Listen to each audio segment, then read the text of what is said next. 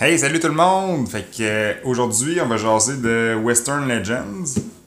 C'est un jeu que j'ai reçu, ça fait pas si longtemps que ça. Puis je vais vous donner mon avis. Dans le fond, je vais vous montrer un peu vite fait comment ça se joue, puis je vais vous donner mon avis un peu sur le jeu aussi. Moi, c'est la version Kickstarter que j'ai. Fait que j'ai aussi là, les deux expansions qui viennent dedans. Fait que si vous achetez juste le jeu de base en magasin, ça se peut qu'il y ait quelques affaires que vous n'aurez pas. Là. Il y a des bonhommes de plus dans ça, des cartes de story, puis des bandits, puis toutes sortes d'affaires de plus qu'il y a dans cette boîte-là que vous n'aurez pas. Mais déjà dans le jeu de base, il y a quand même beaucoup de stock. C'est un jeu style open world pour 2 à 6 joueurs. Ça fait penser un peu à Red Dead Redemption, ceux qui connaissent le jeu PlayStation. Fait que c'est vraiment là, c'est un jeu où on peut faire un peu ce qu'on veut. C'est sûr qu'au début du jeu, on choisit chacun un bonhomme. Comme moi ici, là, on a seté une game pour 2 joueurs. Moi j'ai tiré Wild Bill et Coq. Chaque bonhomme a un spécial qui va débarrer un coup qui va avoir 5 points de légende. Le but du jeu, c'est d'être le bonhomme le plus légendaire possible. Fait que la plus grosse légende de l'Ouest, fait que faut avoir le plus de points possible. Fait que notre bonus actif fait qu'on est rendu à 5. Puis en arrière de la carte, il y a un résumé un peu de. Parce que c'est tous des vrais bonhommes, là, des vraies personnes qui ont existé dans le temps du Far West. Fait qu'ils ont tout un texte qui décrive c'est quoi le. Qu'est-ce que cette personne-là faisait dans le temps du Far West. Ils disent où est-ce qu'il y a le point de départ du bonhomme. Que moi j'ai Wild Bill qui commence au cabaret de Red Falls. Il commence avec 10$, 3 cartes de poker, puis un revolver. Dans le jeu aussi, c'est ça. Il y a quand même beaucoup de stock, mais il n'y a rien de compliqué dans le fond dans le jeu. Puis c'est ça, ça vient avec des petits aides-mémoire sur toutes les affaires qu'on peut faire dans le jeu. En gros, comme là, moi, mon bonhomme, Wild Bill et Coq, lui, il a un bonus pour jouer au poker. Fait que peut-être probablement là, que aussi j'ai des objectifs secret que je vais pouvoir faire pour gagner des points de légende additionnels qui vont me donner des points de plus à la fin de la game. Fait que ça va me donner un petit peu une idée de où est-ce que je pourrais m'aligner pour avoir une stratégie, mais sinon on peut faire vraiment ce qu'on veut. Fait que c'est ça. À force début de tour, on vérifie les effets de début de tour. Des fois, il y a des bonus de bonhommes qui ont des affaires à faire au début de tour. Après ça, on peut gagner soit 20$, ou gagner soit 10$, une carte de poker, ou 2 cartes de poker. L'argent va servir évidemment à acheter là, des choses au magasin général. Le jeu vient avec un stand là, pour le magasin général ici, comme ça, qu'on peut mettre toutes les cartes dedans. Fait que ça, c'est cool. C'est un bel petit ajout au jeu. Les cartes de poker, ça, c'est ce qui va faire un peu là, aussi. Ça va être c'est comme la main, dans le fond, la meat du jeu, un peu si on veut. Là. Fait qu'il y a différentes sortes de cartes. Il y a des cartes réaction. Que ceux, eux autres, ils vont te dire quand est-ce les jouer là, dessus, la carte réaction. Ça peut être soit en combat ou soit en réaction à une action de quelqu'un d'autre. Des cartes bonus, là, mettons ici, lorsque vous jouez cette carte dans un combat, vous ne recevez pas de blessure. En plus, soignez une blessure. Il y a des cartes aussi qui sont actions, parce qu'à chaque tour, on a 3 actions qu'on fait. Après ça, c'est au tour on fait notre fin de tour, après ça, c'est au tour à l'autre. Des actions qu'on peut faire aussi, c'est sur les cartes. Là. Mettons, gagner un point Marshall ou Wanted, parce que dans le jeu, on peut être soit comme bon ou méchant ou neutre.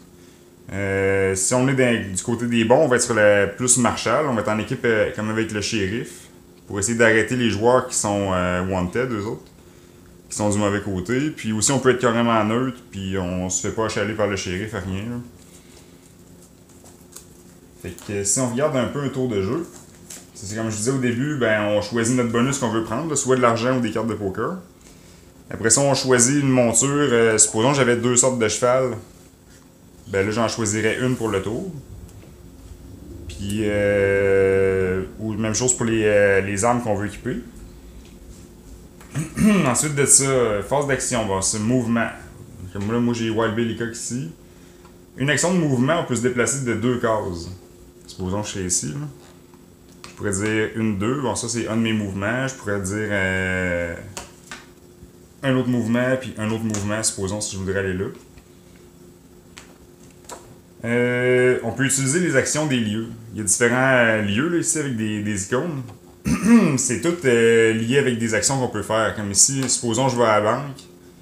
Ben, je peux soit déposer des pépites d'or ou braquer la banque. T'sais, braquer la banque, ça va évidemment me donner des points de Wanted. Si je vais ici au saloon, je peux jouer au poker. Si je vais au magasin général, je vais pouvoir m'acheter des trucs, des nouvelles affaires, des upgrades, ou upgrader mes affaires que j'ai déjà.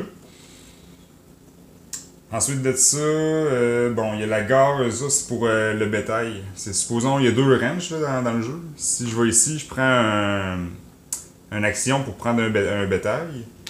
Après ça, il faut que j'aille le livrer à la gare. Puis là, ça va me donner la récompense plus des points Marshall. Aussi, les mines d'or, on peut aller ici. On lance les dés. Il y a 2 dés qu'on lance. Supposons que je lance ça. Bon, ça me donne une pépite. Ça, c'est 10$ plus je roule le dé encore. Que là, je trouverai rien. Là. Mais à mon action, j'aurais gagné une pépite plus 10$. Après ça, les autres actions, ben, il y a le cabinet du docteur aussi qu'on peut soigner nos blessures. Il faut payer 10$, puis on peut soigner toutes nos blessures, puis on paye une carte de poker par blessure soignée. Puis c'est ça, le cabaret, justement, où est-ce que Wild Bellica qui commence, on peut dépenser pour chaque tranche de 20$, on gagne un point de légende. Fait que ça, c'est un moyen de monter aussi. Puis sur chacun des lieux, si jamais on n'a plus d'argent puis il n'y a pas moyen d'en avoir d'autres, on peut dire je fais une action travailler qui va nous donner 10$. Fait qu'en gros, c'est pas mal les actions qu'on peut faire durant notre tour. La map est séparée en plusieurs. Il y a plusieurs cases. Puis il y a 2 villes dans le jeu. Là. Il y a Dark Rock puis Red Falls.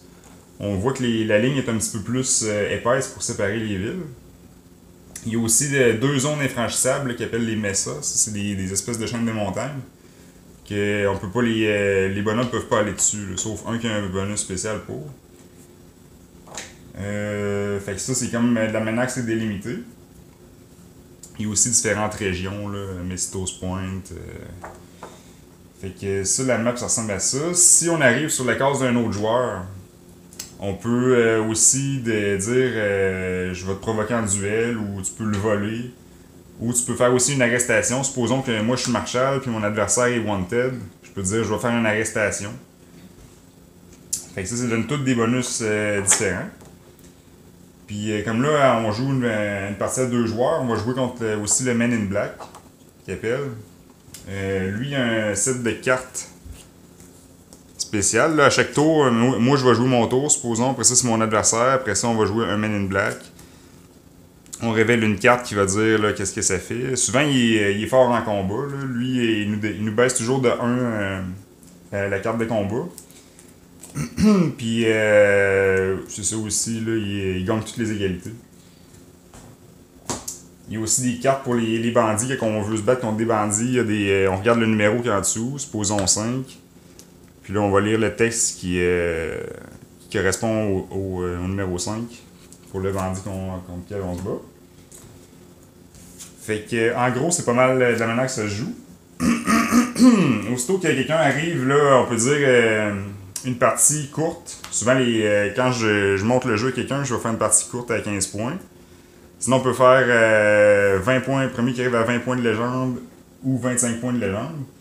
Si on dit, supposons 20 points, aussitôt que quelqu'un va avoir rejoint le 20 points ou dépassé, on finit le tour en cours, puis après ça, il y a un dernier tour pour être sûr que tout le monde va avoir le même nombre de tours qu'on peut jouer.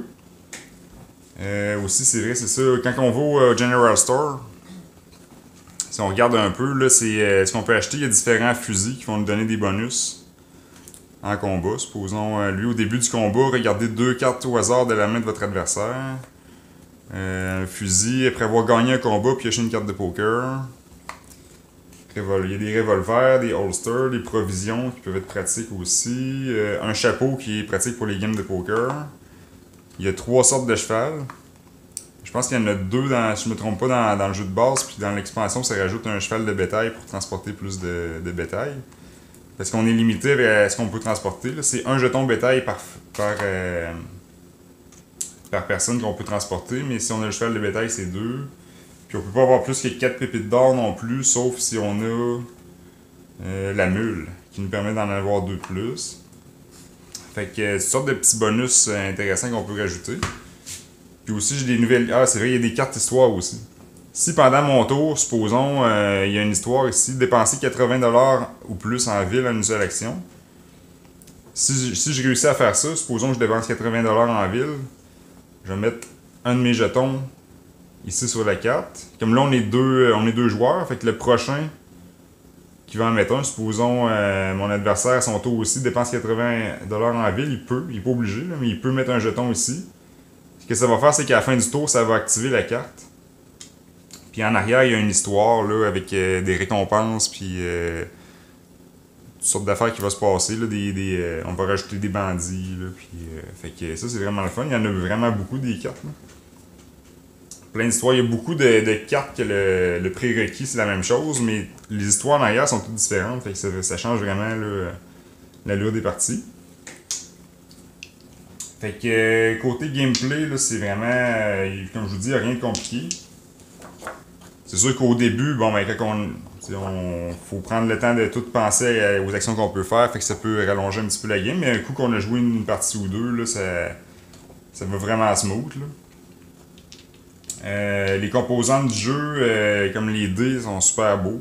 Tout engravé, là, qui est des gros dés, là, ça j'aime ça. Les player boards aussi, super bien faites. Il y a de la place pour mettre nos armes. Une monture, notre argent, on a le droit à 3 objets. Une petite chose pour transporter pépites d'or. Ici, on compte les blessures. À la fin du tour, supposons que j'ai mangé 2 blessures dans un combat, ben, je suis obligé de discarter jusqu'à 3 cartes. T'sais. Si tu as 3 blessures, tu peux garder jusqu'à 2 cartes. Fait que c'est important de pas trop se faire. De pas trop garder nos blessures parce que ça va handicaper notre main. Puis comme je vous dis, les cartes de poker, c'est vraiment important d'en garder, surtout quand on joue contre le Man in Black. Parce que lui, si on se garde pas de carte de poker contre lui, ça peut vraiment virer la partie de bord. Il va y avoir aussi là, différents bandits des places. Ça, j'aime ça aussi que la map est pas trop grande, mais c'est vraiment un peu. Ça me fait penser un peu comme à Fallout. Il y a beaucoup de choses à faire sur les cases. Fait que ça donne l'impression que le monde est super grand. C'est ça. Fait que côté qualité là, du jeu aussi, des composantes, c'est super bon. Il y a peut-être le board. Ici, moi, j'ai tout refait les lignes au crayon là, parce que je trouvais que c'était trop pâle un peu. Là, on voyait, on voyait un petit peu mal des fois là, quand on est loin. Là, y a-tu 2 cases ou juste une? Fait que moi, j'ai tout repassé au crayon pour être sûr qu'on voit tout bien. Fait que ça, c'est un petit point qui aurait pu être mieux sur le board, mais à part ça, il n'y a pas grand chose. J'ai vraiment pas tant de choses que ça de négatif à dire sur le jeu. C'est vraiment le fun. J'ai essayé 3-4 parties à 2 joueurs, puis 2 parties à 4 joueurs. Puis toutes les fois, c'était super le fun. Là. Il y avait beaucoup de revirements, puis de choses. Puis on est toujours. C'est très immersif comme jeu. Fait que je vais donner la note de 90%, qui est très bon. Fait que excellent jeu. Si vous êtes fan de l'univers western puis des jeux sandbox, là, monde ouvert, je sais qu'il n'y en a pas beaucoup. C'est comme on dirait un nouveau style là, qui va prendre son envol probablement avec ce jeu-là. Fait que tout est super bien illustré, tout ça. Fait qu'un jeu recommandé. Fait que merci, à la prochaine.